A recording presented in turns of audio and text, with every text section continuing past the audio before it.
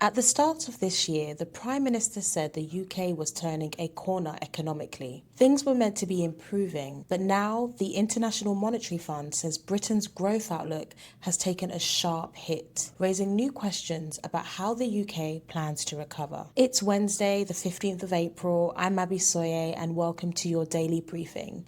One headline a day worth your headspace. So the International Monetary Fund, also known as the IMF, said yesterday that Britain's economy is now expected to grow by just 0.8% in 2026. That's down from a previous forecast of 1.3%. And that's the biggest downgrade the IMF has made to any G7 country. So here's the backstory. The IMF says a major reason for the downgrade is the war in Iran. When the conflict escalated, the prices of natural gas surged, and Britain was hit because the UK still relies heavily on gas for energy. That spike made everything more expensive, from heating homes to running businesses. And the IMF also warned that it could slow down interest rate cuts from the Bank of England. And it's not just growth. The IMF expects unemployment to rise to 5.6%, up from 4.9% last year, pointing to a tougher jobs market ahead. But is it all about the war? Well, not entirely. Economists say that the war didn't create Britain's problems, it exposed them. So yes, the conflict sent energy prices soaring,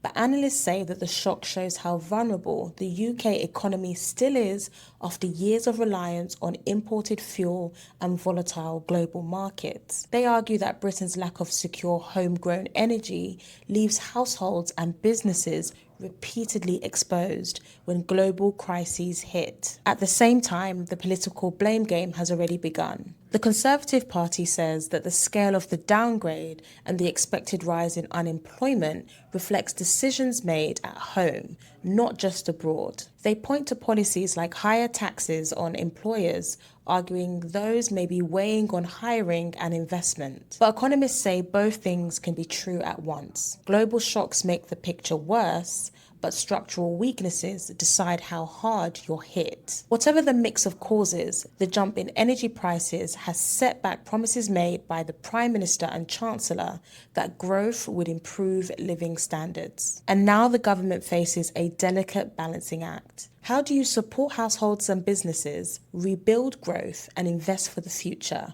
without blowing a hole in public finances? That's it for today's daily briefing. I'll see you tomorrow.